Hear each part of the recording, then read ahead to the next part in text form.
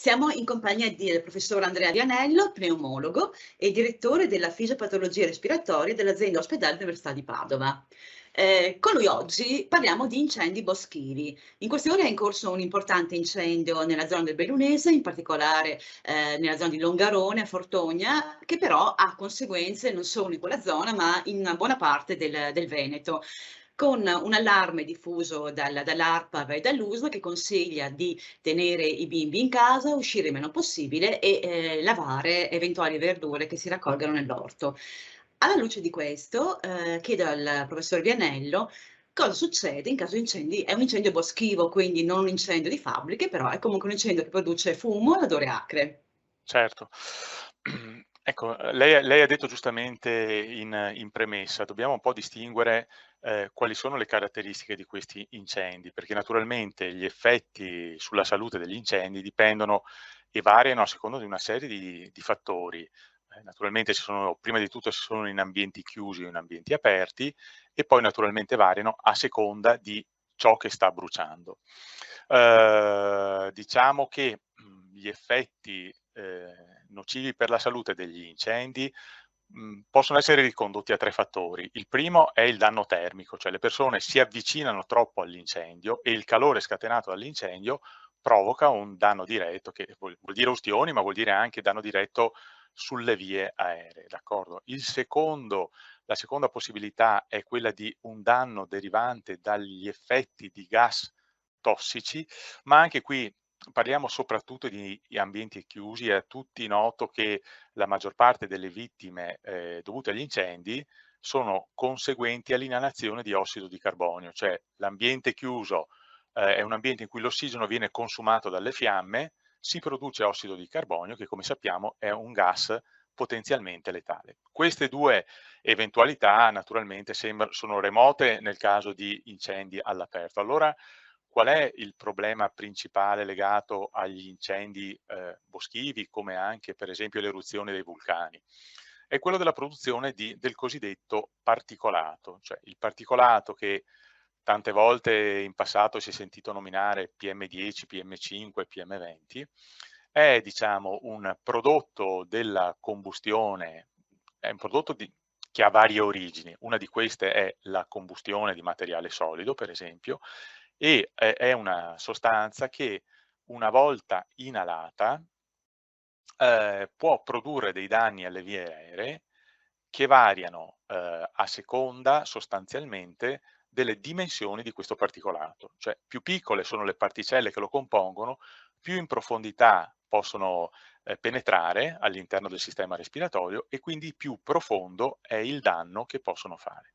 Allora diciamo che, per quello che riguarda gli incendi boschivi, il problema è proprio questo, per quello si dice: "Rimanete chiusi in casa", non tanto per un danno diretto ovviamente da incendio, la popolazione è distante dall'incendio, ma perché nell'aria si può produrre il particolato, il quale a sua volta inalato può dare 2 ordini di problemi, e cioè o irritare immediatamente e direttamente le vie aeree, oppure diciamo dare, danni, in termini di tempo più lunghi, e soprattutto dare danni a persone che ne siano predisposte. Quindi non necessariamente a tutta la popolazione, ma i danni più importanti, possono essere tali per chi abbia, per esempio, malattie respiratorie, sottostanti. Quali danni?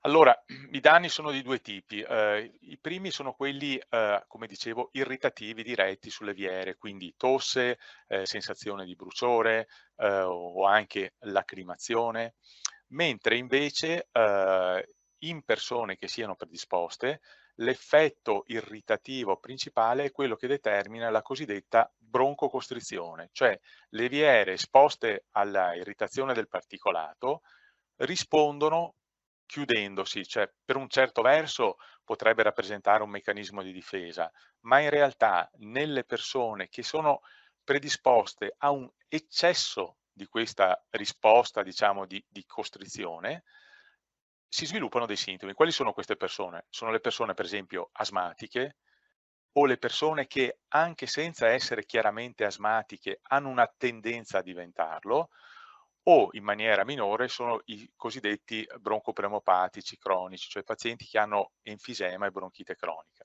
Che cosa si è visto in passato? Che in occasione di esposizione a grandi concentrazioni di particolato, che diciamo per lo più è conseguente all'inquinamento atmosferico, l'inquinamento urbano soprattutto, si è visto che c'era un picco di accessi al pronto soccorso, per esempio di soggetti asmatici, che esposti a queste concentrazioni elevate andavano incontro a questa broncocostrizione e quindi a una crisi di mancanza di fiato.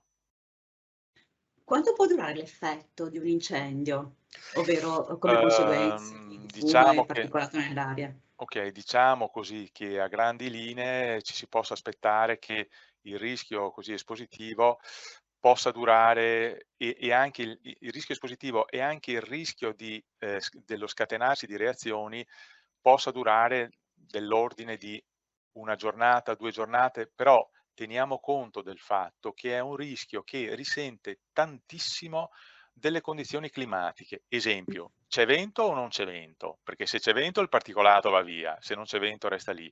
È umido o è asciutto il clima? Piove o non piove? Qui mi pare che di pioggia se ne veda poca in questo periodo. Eh, Ecco, ma è chiaro che se piove il particolato precipita a terra, quindi ci sono molte variabili. certo.